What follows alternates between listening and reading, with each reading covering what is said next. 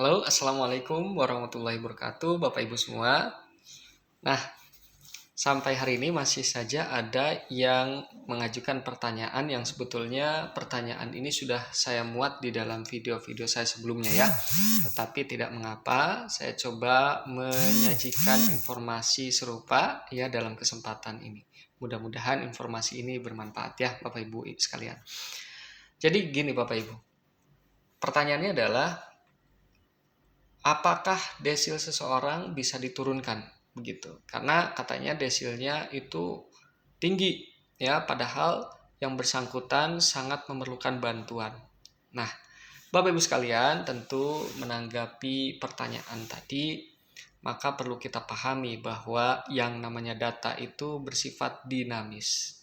Kalau kita bicara dinamis, maka berarti itu bisa berubah suatu waktu begitu ya, dikarenakan kondisi tertentu. Oleh karena itu, saya perlu sampaikan bahwa kalau data itu dinamis, maka dalam hal ini desil itu bisa berubah.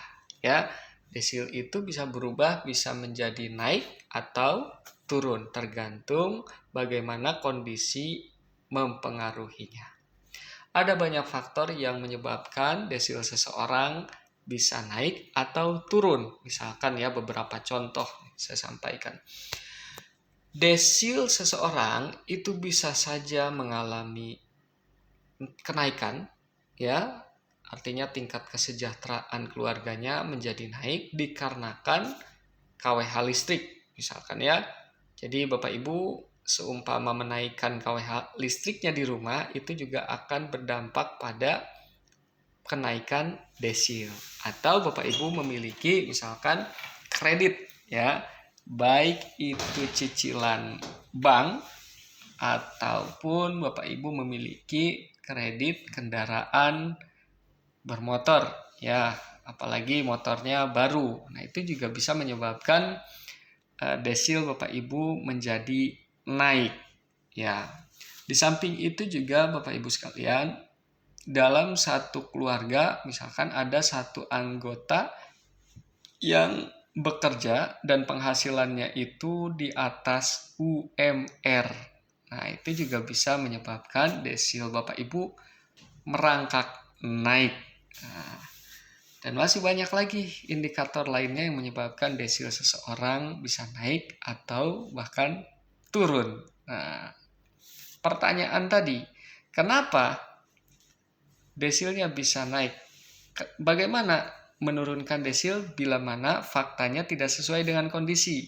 Nah, tentu Bapak Ibu bisa melakukan namanya pembaruan data ya. Jadi pembaruan data itu dalam rangka menurunkan desil yang tidak sesuai dengan kondisi yang sebenarnya ya. Nah, bagaimana caranya Bapak Ibu sekalian? Caranya adalah bisa dilakukan dengan satu, misalkan Bapak Ibu bisa melalui aplikasi cek bansos Kemensos ya. Kalau seumpama Bapak Ibu tidak didukung dengan gadget ya, HP yang cukup ya, atau bahkan tidak punya HP di rumah, maka Bapak Ibu bisa melakukan pembaruan data dalam rangka menurunkan desil itu melalui operator 6NG yang ada di desa atau kelurahan setempat ya, dengan membawa fotokopi KK dan KTP. Sampaikan bahwa Bapak Ibu ingin melakukan pembaruan data. Desilnya naik begitu ya, tinggi gitu. Kalau desilnya tinggi berarti Bapak Ibu peluangnya kecil untuk mendapatkan bantuan pemerintah. Oleh karena itu, dua hal tadi bisa Bapak Ibu lakukan ya sebagai ikhtiar dalam rangka menurunkan desil. Seperti itu ya Bapak Ibu sekalian. Lalu kalau seumpama Bapak Ibu ya merupakan keluarga yang sampai saat ini belum juga menerima bantuan. Ya, anggaplah Bapak Ibu sudah melakukan pembaruan data. Kemudian desilnya sudah turun ya, sesuai dengan kriteria penerima bansos. Misalkan berada di desil 1 sampai 4 yang menjadi sasaran program bantuan sosial, baik itu bansos PKH maupun sembako atau BPNT. maka Bapak Ibu bisa melakukan pengajuan usulan. Ya, sama seperti yang tadi. Usulan bansos itu bisa dilakukan dengan dua jalur ya. Bisa Bapak Ibu melakukannya melalui aplikasi Cek Bansos Kemensos, atau bisa juga melalui kantor desa atau kelurahan setempat. Sampaikan bahwa Bapak Ibu ingin mengajukan usulan bansos. Nah, kaitan dengan desil tadi, Bapak Ibu tentu perlu dipahami ya, perlu diingat bahwasanya penentuan desil itu bukan dilakukan oleh desa atau kelurahan setempat. Jadi desa hanya mengajukan usulan pembaruan data.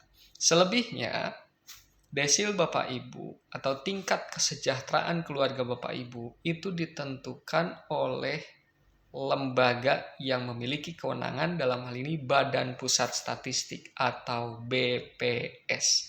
Jadi lembaga itulah yang melakukan perankingan desil keluarga Bapak Ibu, tentu melalui proses tahapan yang dilalui begitu ya. Jadi ujungnya data Bapak Ibu akan bermuara di BPS dalam rangka perankingan desil ya. Nah, jadi sekali lagi Bapak Ibu ya, bila mana ditemukan desil Bapak Ibu berada di desil tinggi namun faktanya tidak sesuai dengan kondisi yang sebenarnya, maka Bapak Ibu bisa melakukan pembaruan data dalam rangka penurunan desil Bapak Ibu sekalian. Ya. Demikian informasi yang perlu saya sampaikan. Mudah-mudahan informasi tadi bermanfaat buat Bapak Ibu sekalian. Silahkan share kepada banyak orang. Mudah-mudahan di luar sana juga banyak masyarakat yang tercerahkan dengan informasi tadi dan membantu mereka yang betul-betul membutuhkan informasi tersebut. Dan bagi Bapak Ibu yang belum mengikuti channel ini, silahkan ikuti channel ini ya. Kemudian share sekali lagi ya, share ke banyak orang, ke grup RT, RW, atau grup-grup keluarga. Mudah-mudahan informasi tadi sekali lagi mudah-mudahan bermanfaat. Terima kasih. Mudah-mudahan sehat selalu, rezekinya lancar selalu buat Bapak Ibu. Jangan putus asa ya, tetap semangat dalam menjalani aktivitas sehari-hari, dan mudah-mudahan kalau rezeki Bapak Ibu bagus ya tidak akan kemana ya bansosnya. Demikian, terima kasih.